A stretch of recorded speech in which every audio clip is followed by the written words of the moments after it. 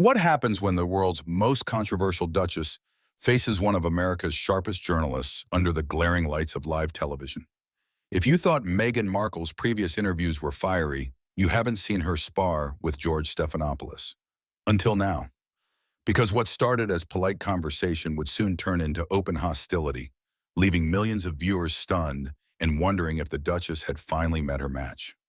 The morning sun poured through the towering glass windows of the Good Morning America studio in New York City.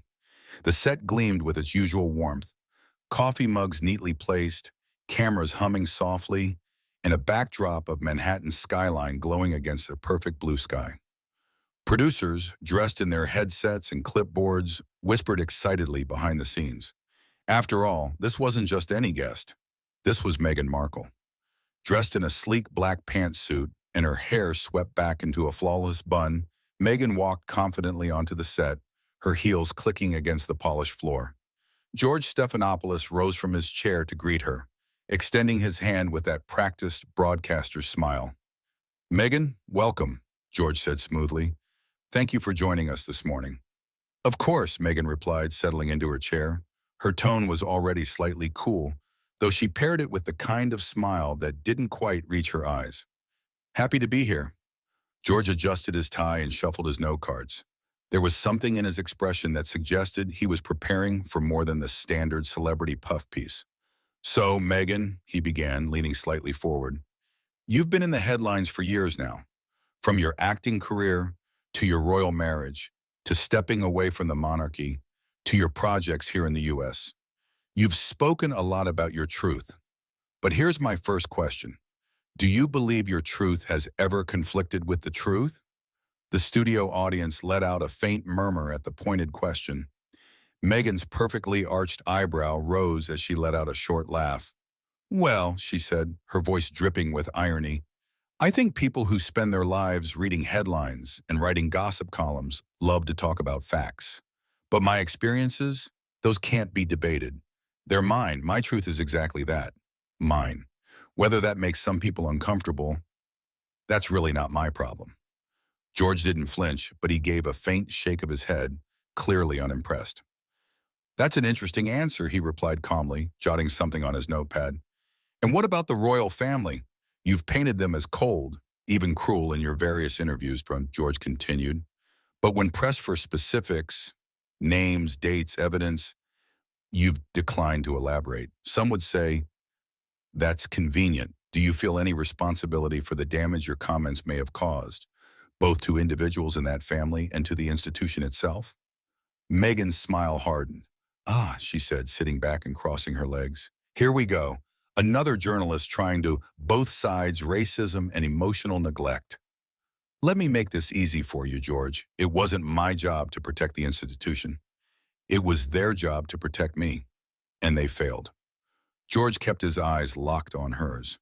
"But Meghan, you also benefited enormously from that institution, didn't you? The titles, the platform, the global attention.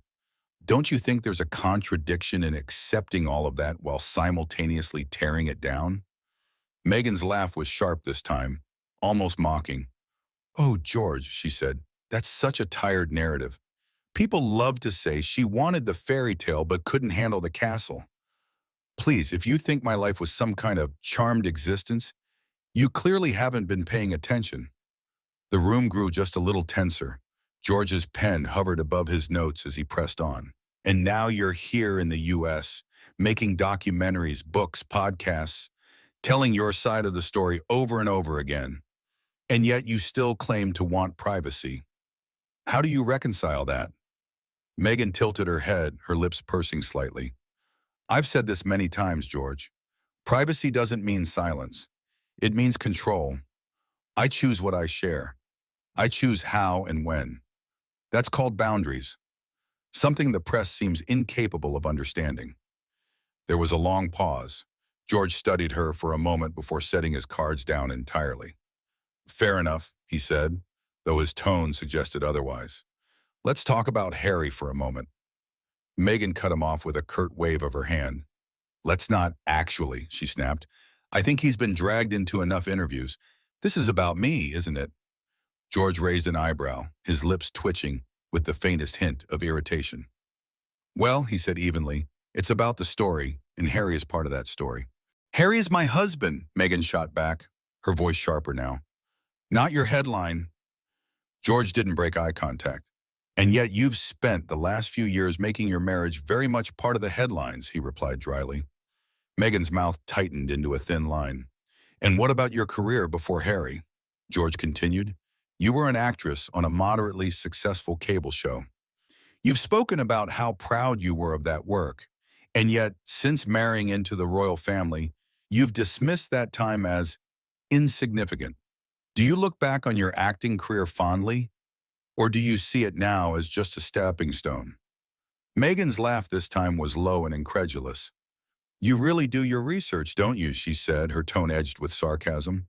I've always been proud of my work, but it's fascinating how people like you love to belittle it.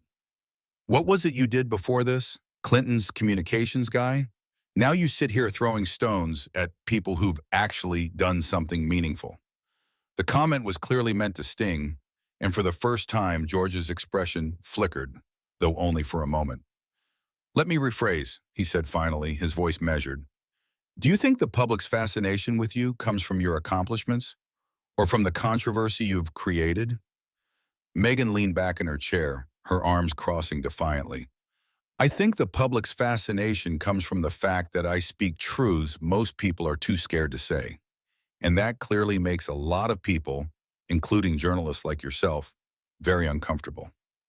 George didn't respond immediately. He simply sat back, folding his hands in his lap, the corners of his mouth tightening into the faintest of smiles. And the tension between them, between a duchess who refused to yield and a journalist who refused to be charmed, hung heavy in the air as the cameras continued to roll. The air in the studio thickened as Meghan and George locked eyes. With every passing question, the warmth of morning television was replaced by something colder, sharper, a battle of egos playing out live in front of millions. And if you thought George was done pressing, you were wrong. The next round of questions would go deeper, cutting past rehearsed sound bites and straight into the heart of Meghan's contradictions, leaving even her formidable composure teetering on the edge. George leaned forward now, his elbows resting on the desk. His notes lay untouched, his eyes focused entirely on Meghan. Let's circle back, he said, his tone neutral but his words deliberate. You've made it clear that you felt unsupported by the royal family. But what about the British people? Many welcomed you warmly in the beginning. Do you believe you let them down by leaving? Meghan's laugh was short and sharp. Oh, George, please, don't act like the British press speaks for the people. If they were disappointed, it's because they believed the lies they were fed daily. I don't owe anyone an apology for walking away from abuse. George nodded slowly, but his jaw tightened ever so slightly. Interesting, he replied, because you often frame yourself as someone who represents fairness, compassion, even duty. And yet, some might argue that walking away from a commitment, even a difficult one, is the opposite of duty. Meghan tilted her head, her eyes narrowing. Do you mean to say I should have stayed in a toxic environment just to satisfy people's expectations of me? Is that what you'd recommend to your daughters? Or is that advice only for women who marry into royalty? The jab was pointed, but George didn't flinch. He even smiled faintly. What I'd recommend, he said calmly, is being honest about your choices and their consequences. For a brief moment, Meghan faltered, just enough for George to press on. And speaking of consequences, he continued, you've spoken about feeling unwelcome in the UK, even claiming you'd never feel safe going back. Do you really believe that's true? Or is it possible you've exaggerated that narrative to fit the larger story you were telling about yourself? Meghan's lips pressed together, her hands clenching slightly in her lap. George, she said finally, her voice dripping with controlled disdain, unless you've lived through the level of scrutiny, racism, and hatred I endured, I suggest you keep your theories about my safety to yourself. The audience murmured softly, but George didn't miss a beat. I'm simply asking the question, he replied evenly, because the public deserves to know whether this is about actual danger or simply about preserving your image as the wronged woman. Meghan scoffed. My image? Oh, please. That's rich coming from someone who made a career out of spinning narratives for politicians. That struck a chord. George sat back slightly, folding his arms, his eyes narrowing. "You're right," he said after a pause. "I've worked with politicians, and I know how the game is played, which is why it's fascinating to watch someone like you, who claims to hate the media, master it so brilliantly." Meghan's cheeks flushed as she shot back. "Master it? You think being vilified daily, watching lies about me go unchallenged, is mastery? That's survival." George's eyebrow lifted ever so slightly. "Survival that comes with multi-million-dollar contracts, magazine covers, and documentaries that happen to paint you as the heroine in every scene?" Meghan leaned forward now, her smile icy. "So you're accusing me of what exactly? Taking advantage of my pain? Making the best out of a terrible situation? I'm sorry if that offends your journalistic sensibilities, George, but that's called resilience."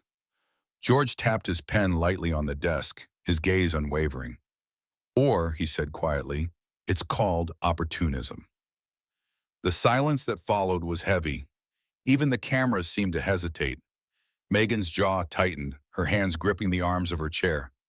"Careful, George," she finally said. "You're starting to sound like one of those tabloids you pretend to despise." For the first time, George let out a low chuckle, though it carried no humor. "And you're starting to sound," he said, his voice low and deliberate, "like someone who's convinced the world revolves around her grievances." Meghan's breath hitched, just slightly, as her eyes flashed with indignation. "That's enough," she snapped. "You don't know me. You don't know what I've been through." "No," George agreed calmly, "but I do know what accountability looks like. And so far, I haven't seen much of it here." The tension in the studio was now unbearable. Even the camera crew had stopped moving, transfixed by the escalating exchange.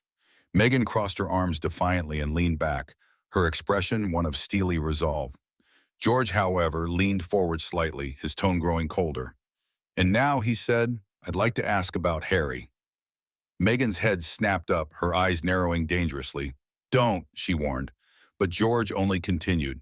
"You've said that Harry supported you through everything, that he stood by your own, but some have said that he too seems isolated now, cut off from his family, from his country.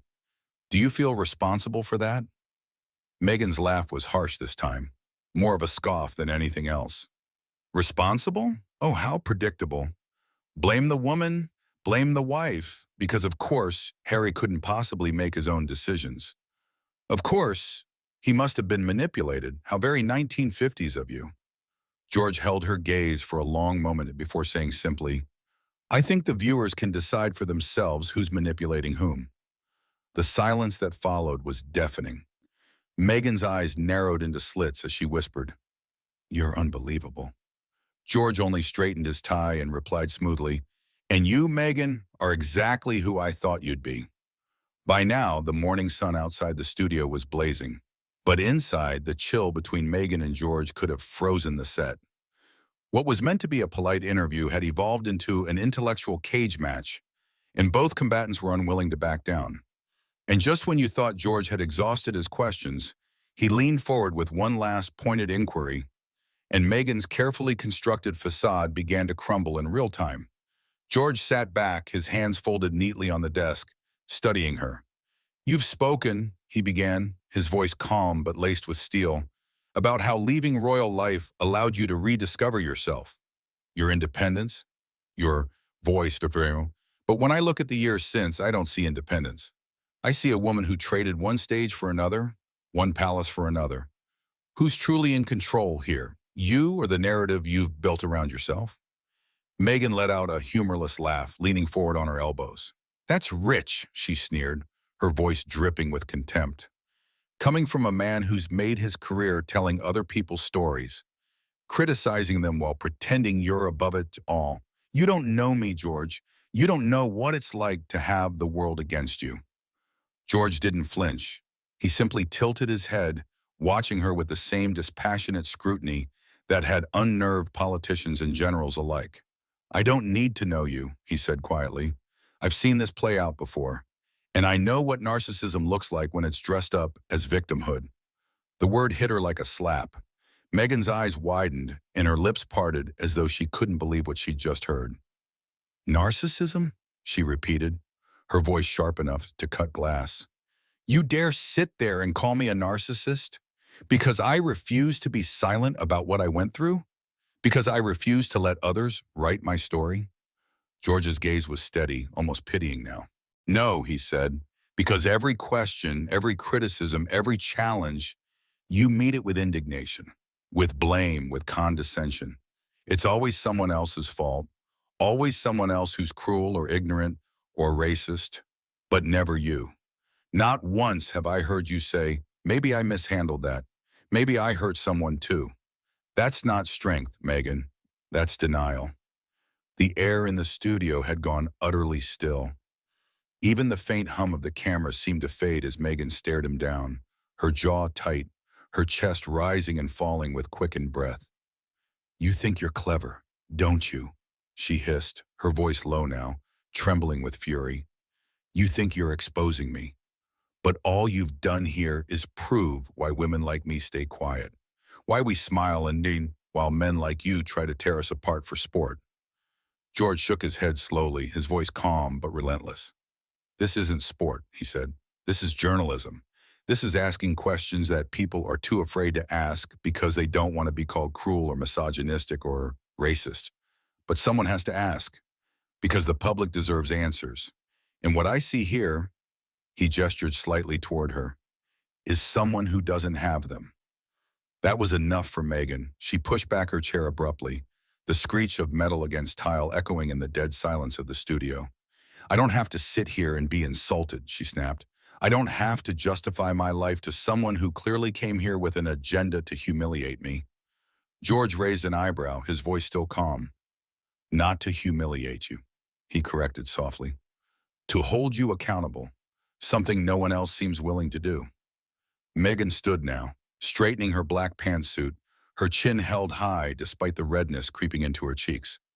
This was a mistake, she said, her voice trembling with barely suppressed anger. I thought this was going to be a real conversation. Instead, it's just another man trying to control the narrative. But George didn't move, didn't even blink. No, he said simply, this was a real conversation. You just didn't like where it went. Meghan's hands clenched into fists at her sides. For a moment, it seemed like she might say more, that she might turn back and launch one last cutting remark. But instead, she gave a sharp shake of her head and walked off stage without another word. As the sound of her heels faded into the distance, the studio remained frozen. George sat there quietly for a long moment, letting the weight of what had just transpired settle over the room. Finally, he turned to the camera, his voice low but firm. To our viewers, he said, I apologize for the abrupt end to this interview, but I believe you deserve to see these conversations for what they really are. Not just polished PR, but truth, even when the truth is uncomfortable. He paused, straightened his notes, and looked directly into the lens, and perhaps especially when it's uncomfortable. The studio air was thick, not just with tension, but with the realization that something historic had just happened on live television. Meghan was gone, but her words and George's unwavering questions still echoed off the walls of the Good Morning America set. And as George turned back to face the camera, one final cutting statement was yet to come, a statement that would set social media ablaze and leave Meghan's camp scrambling for damage control. For a long moment after Meghan's departure, George simply sat there. His pen lay forgotten on the desk, his notes untouched. The hum of the cameras and the faint murmur of the crew seemed deafening in the silence that followed her exit. Finally, he drew a deep breath, straightened his tie, and spoke, not to Meghan anymore, but directly to the millions watching at home. This isn't how I expected this morning to go, he admitted, his voice even and deliberate. But sometimes conversations don't go the way we script them, and that's when the truth tends to slip through. He paused, letting the words settle, and the camera zoomed in just slightly, framing his expression of quiet resolve. What you witnessed here, he continued, was not a personal attack. It was not a smear campaign, it was journalism. It was holding someone who has wielded incredible influence, who has told her story on the biggest stages in the world, to the same standard we hold everyone else to.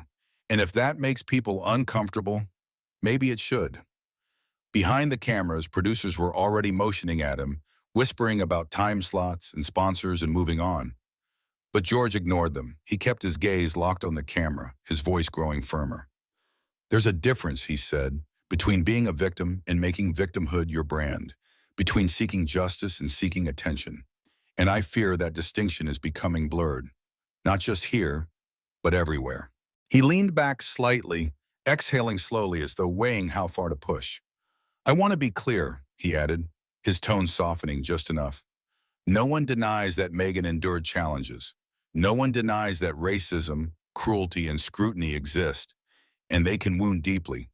But what we cannot do, what I refuse to do, is let those truths become shields that deflect any and all accountability. That's not how trust is built. That's not how healing happens.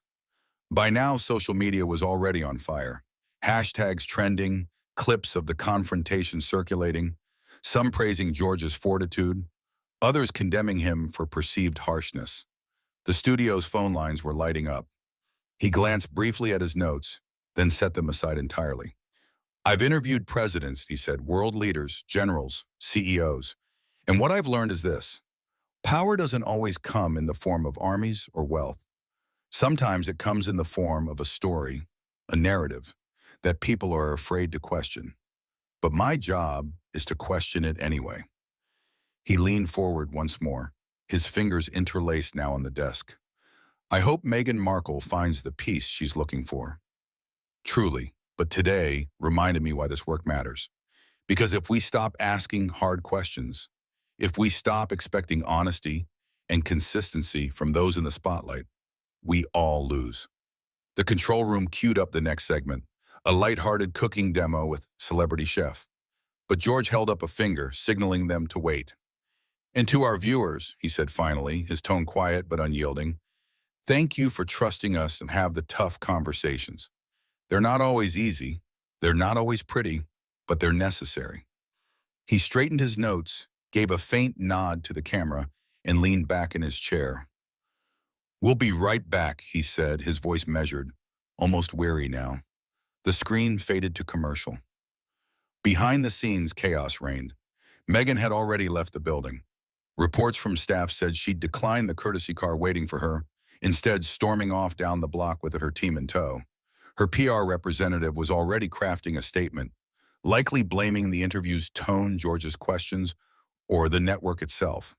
But in the control room, the producers were watching the live feedback pour in, emails, tweets, viewers calling in, and the consensus was split right down the middle, half praising George as a hero of honest journalism, half condemning him as a bully who went too far. George removed his earpiece, running a hand over his face as he stood up. One of the producers approached, a nervous smile plastered on her face. You okay? She asked softly. He gave a faint smirk.